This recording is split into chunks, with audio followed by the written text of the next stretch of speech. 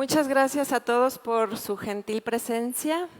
Quiero comenzar con una cita de Gianni Rodari y dice así: lo que estoy haciendo es investigar las constantes de los mecanismos de la fantasía, las leyes de la invención que aún no han sido formuladas, para ponerlos a disposición de cualquiera. Insisto en señalar que aunque el romanticismo lo haya rodeado de misterio y haya instaurado una suerte de culto en torno a él, el proceso creativo es inherente a la naturaleza humana y por tanto está al alcance de todos con toda esa alegría de expresarse. Gianni Rodari se propone construir una gramática de la fantasía, así como en su momento Nebrija se propuso construir una de la lengua española. Ahora me quiero ir a Aristóteles. Aristóteles habla del arte y de la creación del arte, y mucho se lo debemos a su análisis, porque llega a conclusiones muy importantes. Señala una serie ascendente de tipos de conocimiento que parten de una escala. Primero está el conocimiento sensible. El niño percibe el fuego y se va aproximando a él. Entonces nota un diferencial de temperatura entre el lugar en el que ya se ha acercado y el lugar en el que se encontraba antes en un tapetito. Hay quien de pronto pasa del conocimiento sensible al conocimiento experimental, a la empiría. De pronto el niño se da cuenta que el fuego puede ser placentero o que puede ser doloroso. Y también, por ejemplo, sus papás le dicen que ahora puede utilizar el fuego para calentar agua en una olla, para hacerse un huevito, y ese ya es el conocimiento empírico. Ese ya es un dominio sobre el fuego. Eventualmente el conocimiento evoluciona a un conocimiento, científico.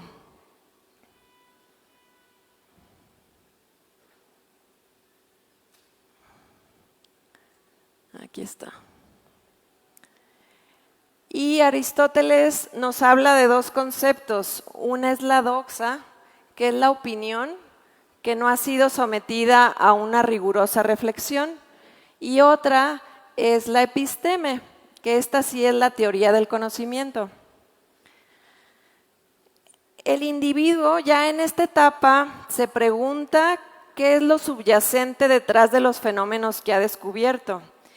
Y esto lo llevan a reflexiones que son procesos de investigación que son sumamente importantes. También nos dice que la episteme y la doxa no están tan separadas una de la otra, porque simplemente es un paso de trascendencia entre uno y el otro, entre creer algo y ya comprobarlo. También dice que el autor creador nunca va a ser capaz de alcanzar la totalidad del conocimiento epistémico de su oficio y que su doxa, su opinión, siempre va a estar sujeta a una transformación. La intuitividad no forma parte de los programas educativos. Y bueno, déjenme, voy para adelante o para atrás. A ver. Sí, bueno, les voy a hablar de la sabiduría. El último paso de los tipos de conocimiento es la sabiduría. Y él dice que es este espacio en el que pasa del conocimiento sensible al conocimiento experimental, al conocimiento empírico. En cada parte está la sensibilidad, en cada parte hay instintos superiores de intuitividad que se generan en actos plenos de automatismo. Cada cosa que explora un individuo se vuelve en parte fundamental de él. Y también nos dice que la sabiduría no es sabiduría si no se interseccionan campos. Muchas veces pensamos que nosotros poseemos la verdad absoluta y no es así.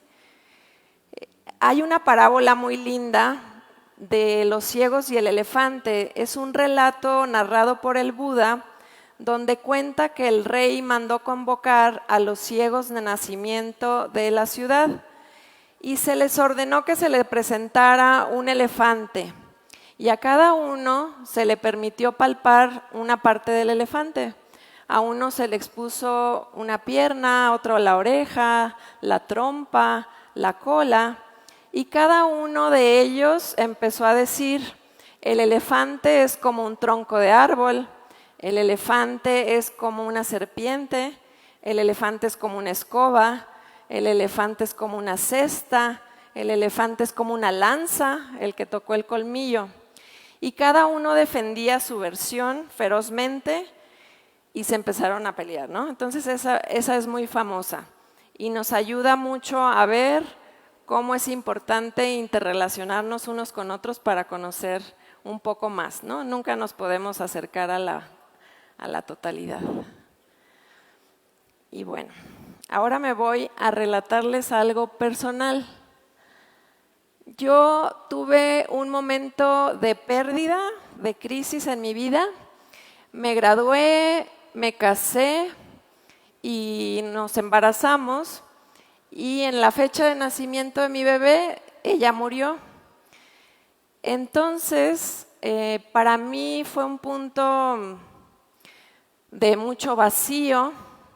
Mi trabajo como licenciada no me llenaba y empezaba a necesitar algo más, y por eso fue que terminé en el arte. ¿Y por qué les hablé de Aristóteles? Les hablé de la intuitividad. Yo necesitaba recuperar que mi fracaso de haber sido madre no era por falta de instintos, y necesitaba yo conectar con algo más allá, ¿no? Necesitaba alejarme de mi mente, de la historia que yo me contaba. Entonces dejé mi vida cómoda y la trayectoria que se me había pintado enfrente para yo buscar una para mí, ¿no? Entonces me fui fuera a estudiar una maestría en Bellas Artes y empecé a tener contacto sensible con la madera, con el metal, con la cerámica, con papel, y empecé a comprender cada uno de esos materiales, cómo cada uno era diferente, qué te pide cada uno de ellos, porque todos te piden una técnica diferente. Ya cuando empecé a volverme buena con mi técnica, entonces pude arriesgarme un poco más. Entonces, el caos y la resistencia son en el arte el punto de partida indispensable para la creación. El arte saca las cosas a la luz para ser transformadas. Sentir urgencia, parálisis, miedo o angustia no significa que estés fallando. Es una incomodidad natural de estar en el umbral de algo nuevo. Y se los comparto porque muchas veces cuando hay cambio de planes, cuando ya el sistema es diferente y ustedes se enfrentan a una incertidumbre, pues voy a tratar de darles seguridad de que ustedes van a saber el camino.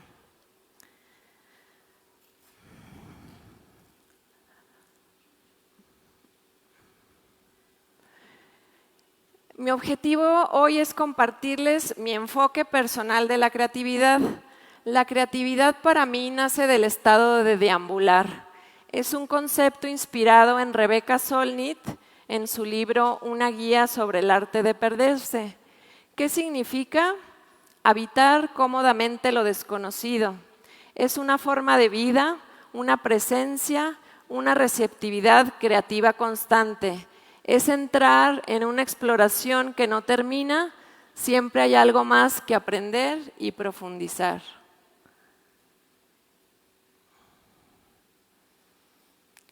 En el 2022 yo tuve otra crisis. Resulta que hice una escultura monumental de 4 toneladas de varilla de acero y me intoxiqué de metales pesados.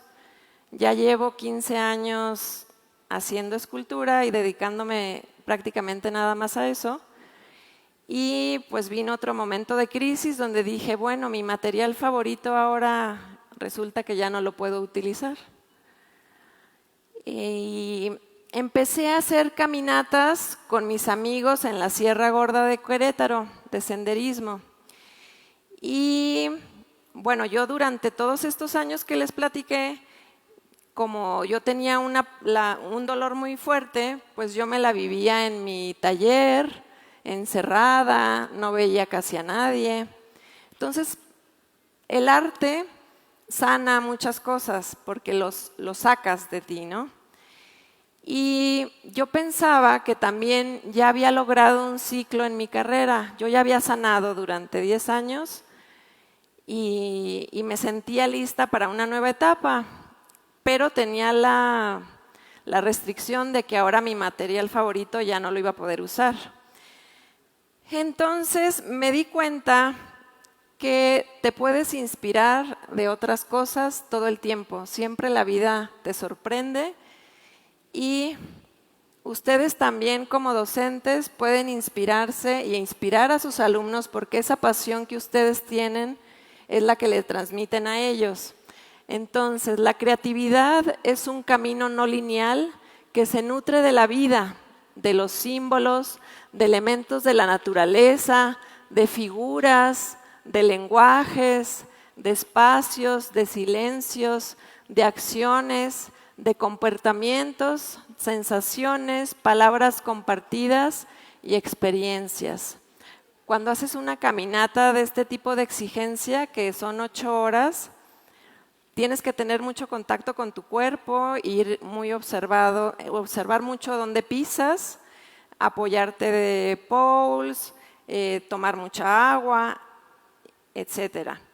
Y estas caminatas me permitieron ver que ahora yo podía hacer otro tipo de proyectos de escultura.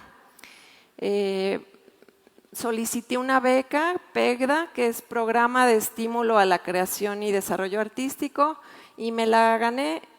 Era para ir con una bióloga, una poeta y una gestora cultural en la Sierra Gorda de Querétaro, y a partir de conversaciones con ellas e inspiradas en la flora de la Sierra Gorda de Querétaro, yo iba a realizar unas esculturas. Estas ya las realicé de cerámica y luego fueron fundidas en bronce.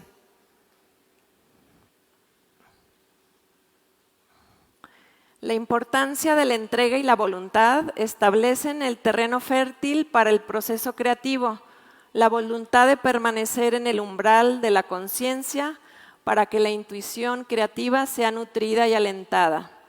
Serendipia es encontrarse con un bien o un tesoro inesperado.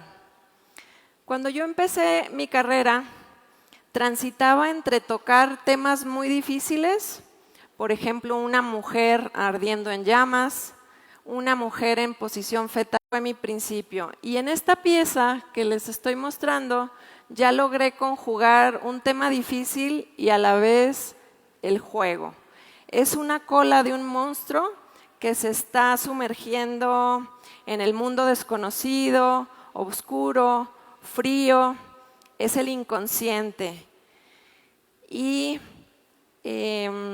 ahí dentro se encuentra mucha luz, se encuentran tesoros que es uno mismo. Se encuentra uno a uno mismo en su interior, ¿no? Parece redundante, pero así es. Y cada obra, como ustedes tendrán experiencia al verlas, tienen un diferencial de magnitud entrópica.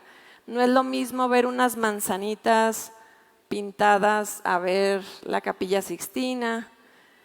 Entonces, cada obra tiene lo suyo. Hay gente que conecta más con unas muy profundas porque quizás están atravesando algo duro también, y hay otros que les causa curiosidad ver la vastedad de la creatividad.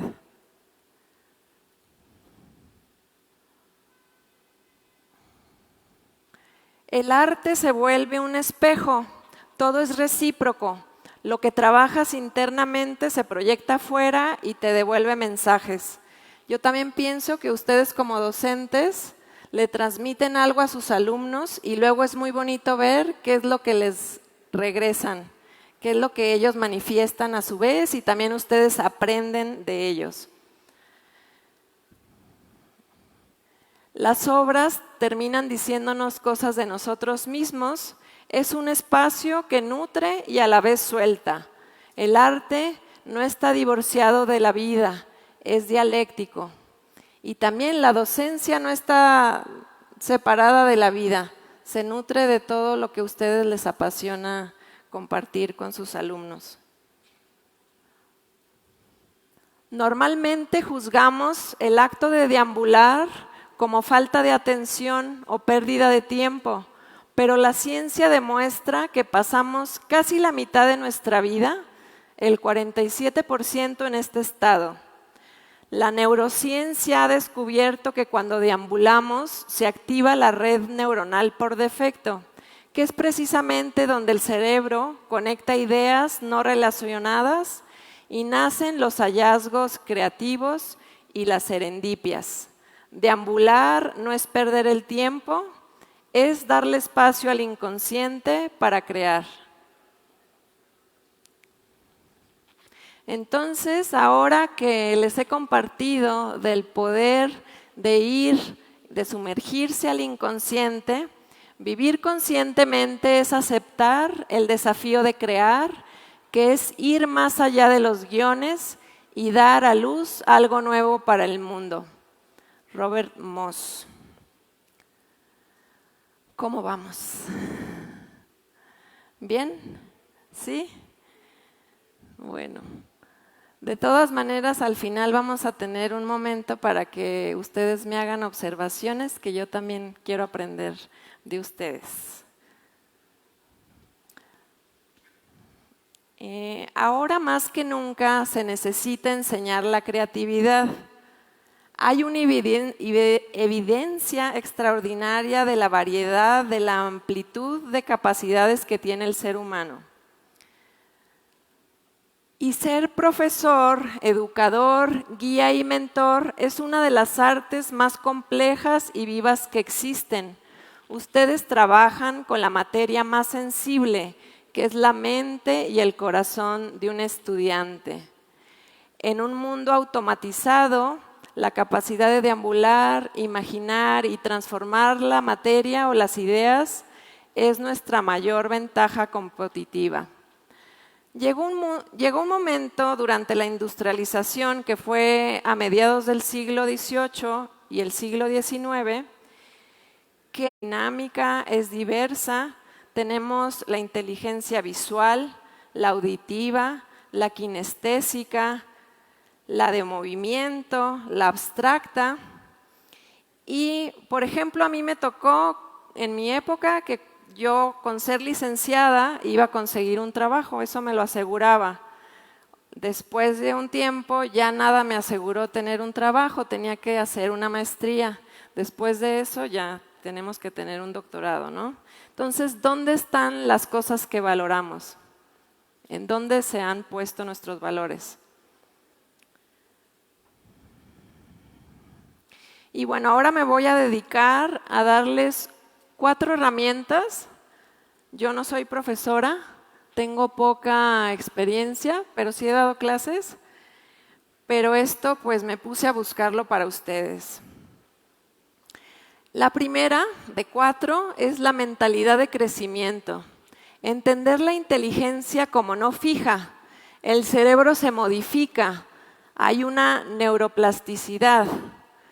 Ya se han hecho muchos estudios a monjes que hacen meditación y se ha comprobado que el cerebro cambia. La amígdala con la meditación, que es la que dispara el miedo y al error y la parálisis, se encoge. Y otras áreas dedicadas al aprendizaje, la intuición y la autorregulación se engrosan. También están estos términos catexis y decatexis que fueron acuñados por Freud. ¿Qué son? La catexis es cuando, por ejemplo, conocen a alguien por primera vez y se hace una nueva conexión neuronal. Cuando ustedes vuelven a ver a esa persona, esa conexión se refuerza y se hace más fuerte, y lo mismo pasa de manera contraria. La decatexis es, por ejemplo, cuando perdemos un ser querido, dejamos de verlo y esa misma conexión neuronal se adelgaza, va disminuyendo y va decayendo de fuerza. Entonces, sí cambia el cerebro. Otro donde me voy a enfocar un rato también va a ser rebautizar el error. No sé si todos recuerdan cuando eran niños que si no sabíamos algo, de todas maneras nos arriesgábamos e íbamos. Yo recuerdo mucho a mi abuelita que me preguntaba, ¿qué está haciendo tu mamá? Y yo, quitada de la pena, decía, está haciendo un pastel, cuando mi mamá no cocina.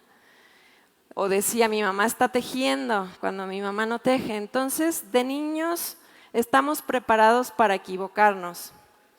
Y ahora, con las escuelas, pues los errores son lo peor que nos puede pasar, reprobar es lo peor que puede pasar, y bueno, hay que considerar qué está pasando por ahí. ¿Fracasé camino al éxito o llegué al éxito a fuerza de fracasos? Thomas Edison.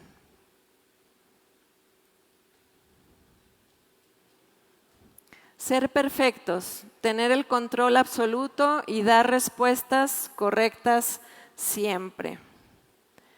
El error no es un desvío, es información. Cuando un material ofrece resistencia o se rompe, no significa que el escultor haya fracasado, significa que el material está revelando su verdadera naturaleza. Son datos, descubrimientos y resultados. A mí me pasa mucho con alumnos de cerámica, que ellos van conociendo en qué momento la arcilla puede doblarse completamente y mientras va secando ya no puede hacerse lo mismo porque se rompe todo, ¿no? También ustedes van a ir teniendo esa sensibilidad en sus clases. El aula no es una línea recta. Una planeación de clase que falla no es un error de diseño absoluto. Es el grupo, el material, revelando que necesita otra temperatura, peligroso. Creo que es muy normal que alguien no entienda algo, ¿no? En una clase. Bueno, estábamos en esta parte de ser perfectos. Hoy en día tenemos el reto de que las nuevas generaciones tienen las redes sociales y se están constantemente comparando con alguien que puede viajar. Los cuerpos se están comparando con cuerpos perfectos. Tengo una amiga que es dermatóloga y hay jovencitas que van con ella para asesorarse a que no se les vean los poros de la piel. Entonces, sí, estamos en un momento bastante duro para los jóvenes. También hay mucho suicidio, porque ahora basan su autoestima por la cantidad de me gusta que le dieron, si no les dieron me gusta. Bueno, hay una famosa investigación de Google llamado Proyecto Aristóteles. Analizaron cientos de equipos de trabajo para ver qué los hacía altamente innovadores y exitosos. Descubrieron que el factor número 1 no era el coeficiente intelectual ni la experiencia, sino la seguridad psicológica. Un entorno donde no se castiga el error y se puede arriesgar. Los equipos con alta seguridad psicológica generaron hasta 10 veces más patentes, innovaciones y tuvieron un 27% mayor de rendimiento. Hay una psicóloga que se llama Carol Dweck y habla de la importancia que es enfatizar en los niños el esfuerzo, porque si le das a los niños esa variable sienten que pueden controlarla, a diferencia de si solamente los halagamos porque son inteligentes, porque si nada más los halagamos así, ellos sienten que cuando se equivocan, cuando reprueban, ahora son tontos y han perdido la inteligencia. Entonces, si enfatizamos el esfuerzo, ellos se energizan ante las dificultades y también cambiamos el foco a solo enfocarnos en los resultados y también enfocarnos en los procesos. Les quise poner esta técnica que se usa en la cerámica, que es inspirada en el arte japonés, que es para reparar la cerámica rota. Se utiliza un tipo de resina mezclada con oro y la parte más bella es la fractura. Es la parte más hermosa y se vuelve la parte más fuerte de la pieza. Entonces aquí les puse unos tips para reaccionar ante el error. Hay que detenernos y observar, no desechar la pieza rota de inmediato, mirar la grieta. Si una actividad falla o el grupo se dispersa, hacer una pausa y nombrarlo sin juzgar. Esto no está funcionando como lo planeé, ¿verdad? Revelar esa estructura, entender por qué se rompió. ¿Fue mucha fuerza? Preguntar dónde nos perdimos, qué parte fue pesada y hacerlos copartícipes de la solución. Yo tuve una compañera muy inteligente que se llama Ana Isabel y estábamos en clase de matemáticas, creo que era álgebra, y ella normalmente alzaba mucho la mano y preguntaba mucho y esta vez la maestra ya no tenía ganas de escucharla. Y yo levanté la mano porque Ana Isabel veía el final de la ecuación y se estaba ella proyectando en su solución desde el final hasta el principio. Entonces yo levanté la mano y dije, Ana Isabel está pensándolo así. Y años después ella me dijo que gracias a que ella pudo confirmar que lo que ella estaba pensando era válido, estudió matemáticas puras y ahorita está estudiando su doctorado en matemáticas aplicadas. Entonces es muy importante que también los alumnos participen. Resamblar con oro, unir las piezas y hacer visible la cicatriz, modificar la actividad en el momento usando sus respuestas, demuestra que recalcular la ruta en vivo es el verdadero arte de enseñar. Yo creo que el mensaje más importante, más que cualquier tema, es cómo sobrellevar los obstáculos, cómo enfrentarse hacia situaciones de frustración cuando se sienten estancados y siempre pensar que es algo que no es permanente, que van a encontrar la solución. Hay una anécdota famosa entre psicólogos en general, que se llama el caso de Gillian Lynn. Ella no tenía resultados favorables en la escuela y se consideraba que tenía un trastorno de aprendizaje. Entonces la llevaron con un psicólogo, su mamá la llevó. Dejaron a la niña en el consultorio, se salió el psicólogo con la mamá y antes de salir le prendió la radio a la niña. Ya estando en privado con su madre, le dijo, vea a su hija. Ella necesita moverse para pensar. Ella es una bailarina. Gillian Lynn es la bailarina y la coreógrafa de Cats y el fantasma de la ópera. Y bueno, se me hace muy bonita anécdota que compartir. Entonces, el cambio es posible. Hay evidencia de que la gente sí cambia, más allá de las creencias limitantes sobre la rigidez humana, la plasticidad y la capacidad de transformación del ser humano son reales. Tenemos el error del promedio, que es evaluar basándose en el promedio. Esto invisibiliza las capacidades de crecimiento individuales o los picos de excelencia. La excepción confirma la regla. Aquellos casos excepcionales de transformación no son anomalías a descartar, sino pruebas de lo que es posible alcanzar. Estudiar a los mejores, observar a quienes logran transformaciones profundas para replicar sus aprendizajes e inspirar. Todos nos beneficiamos de estudios de resiliencia, de estudios de meditación, de estudios de enseñanza.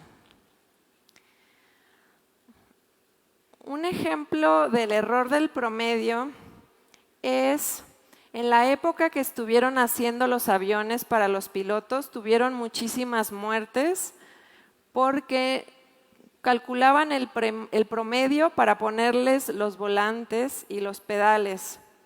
Incluso tomar que todos tenemos tamaños diferentes y capacidades diferentes, es lo que ayudó ahora a los coches, a la industria automotriz, a que los volantes se puedan mover, que los asientos se puedan mover. También pasa en la industria farmacéutica. Ponen medicinas para el promedio, muchas veces ni siquiera ha sido probado en mujeres. Y bueno, los invito a cuestionarse esto. Si queremos saber qué tan rápido puede correr un ser humano, de nada sirve promediar la velocidad, que lo que más podemos aprender es estudiando a nuestras personas más morales o éticas.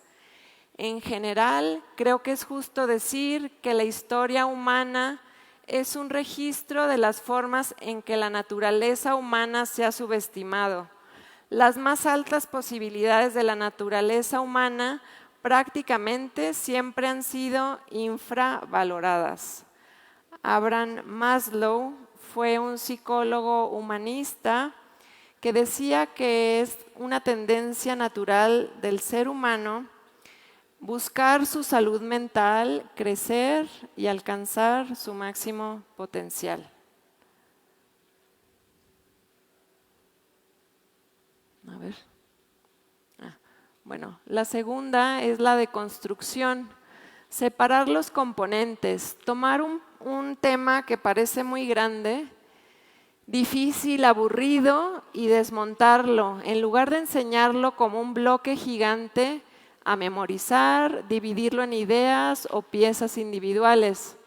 Eso fue lo que traté de hacer yo con la presentación. Primero Aristóteles, luego mi experiencia como escultora y luego solamente herramientas para ustedes. Cuestionarnos la función de cada pieza.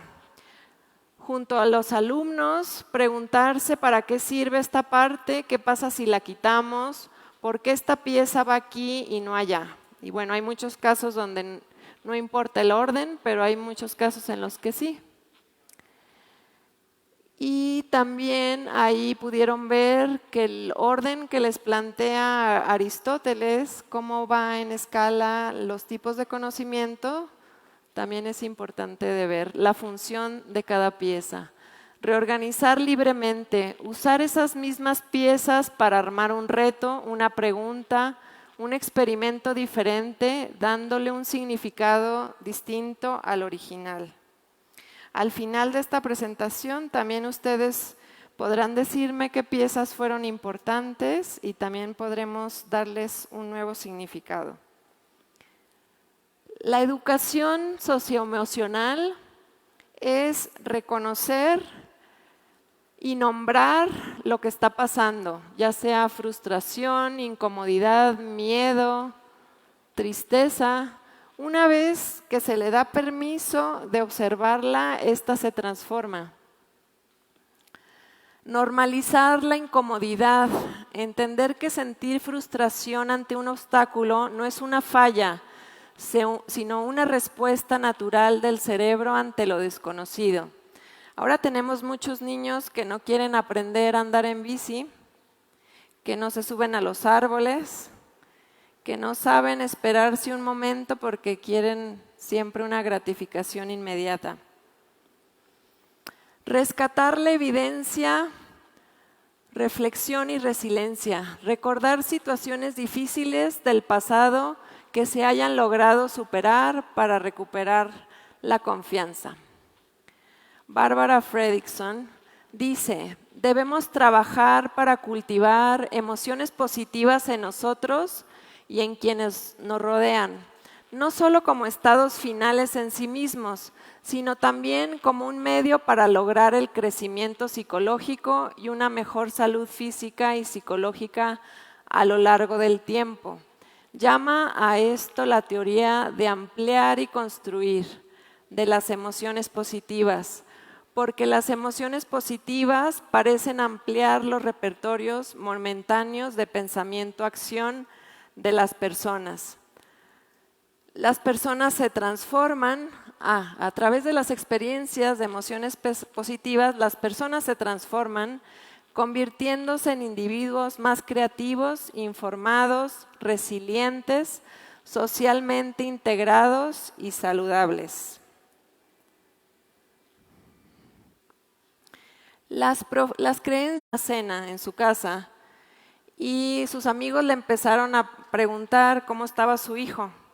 Y empezó a decir, no hombre, mi hijo es el mejor estudiante, su cuarto siempre está ordenado, es inconsútil con su limpieza. Y detrás de la puerta estaba el hijo escuchando y dijo, ¿estará hablando de mí? Y se fue a su cuarto, se puso a ordenar, entonces sí funciona. Así funciona. Tú crees algo, eso da influencia en la actitud y la conducta del hijo, alumno, docente, da como resultado y esto da una confirmación de la creencia.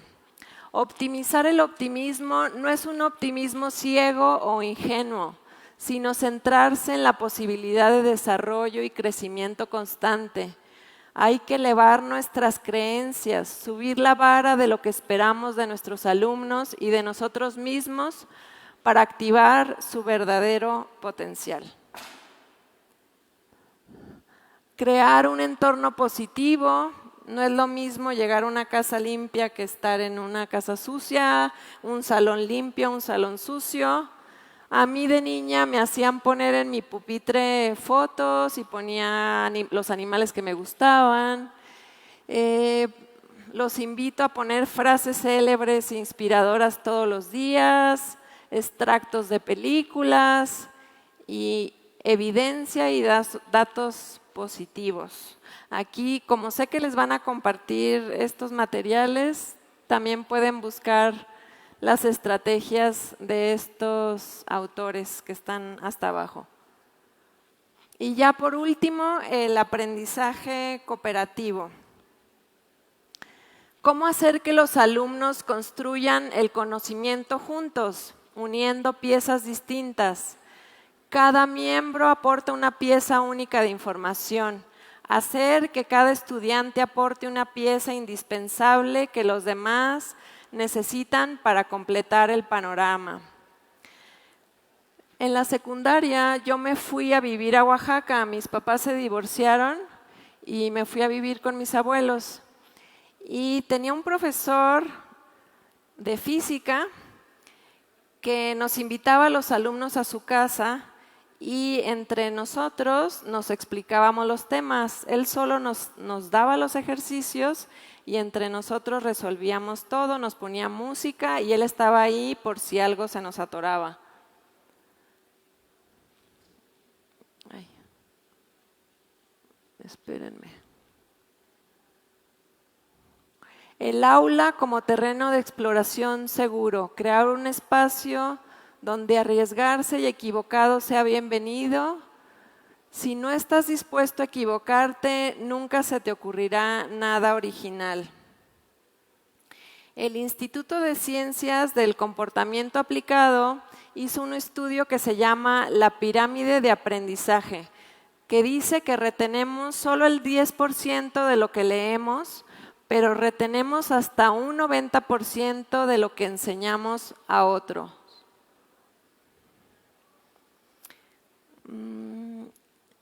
Las redes humanas como algo exponencial. hoy en día nos han hecho creer, esta civilización nos ha predispuesto a pensarnos como seres separados, desconectados unos de otros, de la tierra. Y bueno, yo creo que hay mucha información entre ustedes que se pueden compartir porque ustedes están viviendo lo mismo. Incluso cuando hay un grupo, se pueden pasar los tips cuando hay personas que necesitan más atención. Entonces, me gustaría inculcarles esa curiosidad por lo que están viviendo otros y cómo lo manejan, porque ellos están pasando por lo mismo. Las sugerencias de sus colegas los va a nutrir mucho, y compartir con compasión, con amabilidad, con gentileza, y dejar de pensar que nosotros solitos tenemos el control de todo, ¿no? Subestimamos nuestra capacidad de generar un cambio porque subestimamos el crecimiento de una función exponencial. Entonces, el secreto del éxito es optimismo, pasión y trabajo duro. Creo mucho en la suerte y encuentro que cuanto más duro trabajo, más suerte tengo. Albert Bandura nos habla de la autoeficacia. El trabajo duro, afrontar los obstáculos, manejarlos, sobrellevarlos, salir adelante, es el éxito. Y se refuerza. O sea, no hay sustituto para el trabajo duro.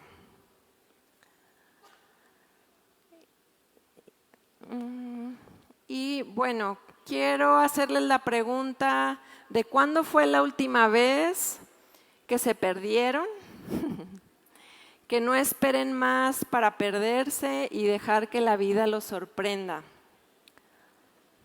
Aquello cuya naturaleza desconocemos por completo suele ser lo que necesitamos encontrar, y encontrarlo es cuestión de perderse. Muchas gracias.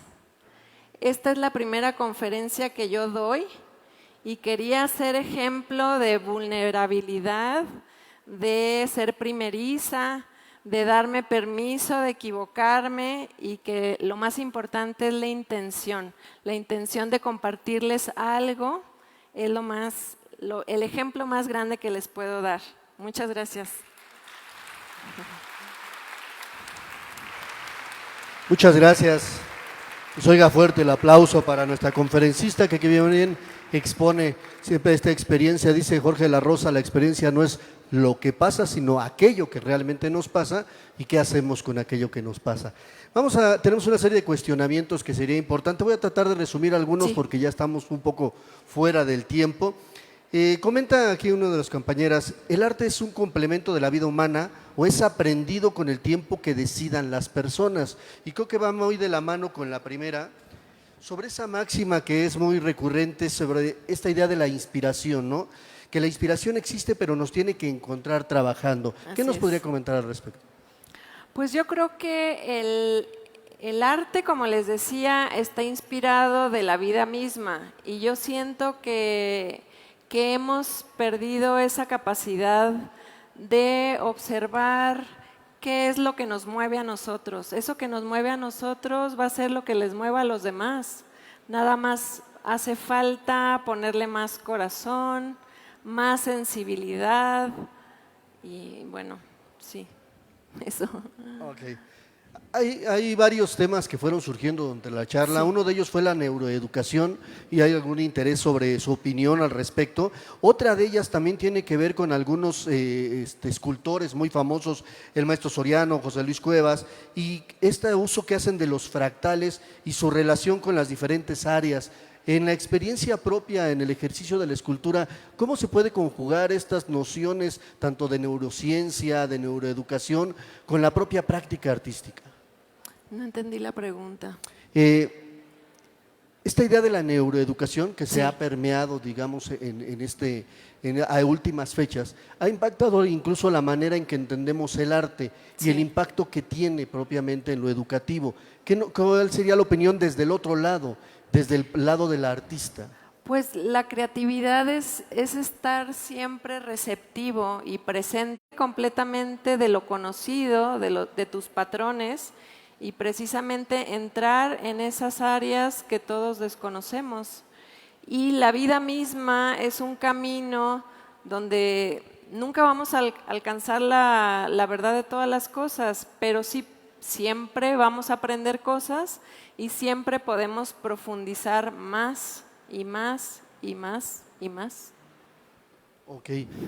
También hay una cierta mitología que acompaña al maestro, esta idea de que el maestro somos artistas de la educación, que podemos convertir el ejercicio educativo en una forma de transmitir también no solamente aquello que nos es propio en cuanto a conocimiento, sino también una forma de hacer con el mundo, en esta parte que citaba de Aristóteles, ¿no? La técnica, Sí. la episteme. ¿Qué nos podría comentar al respecto de este ejercicio?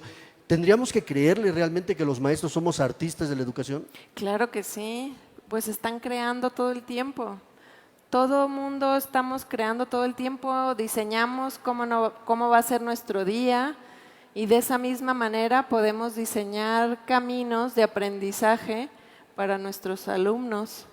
Ok, va muy de la mano con esto. Tolstoy decía que el arte es todo aquello que le habla al sentimiento del ser humano, ¿no? Sí. Todo aquello que es parte de lo sensible. De hecho, cuando Baumgarten utiliza por primera vez la palabra estética, la define en esos términos, ¿no? Como Sí. una teoría de la sensibilidad, que después retoma Javier Ruber de Ventós también en un texto muy interesante que se llama El arte implicado.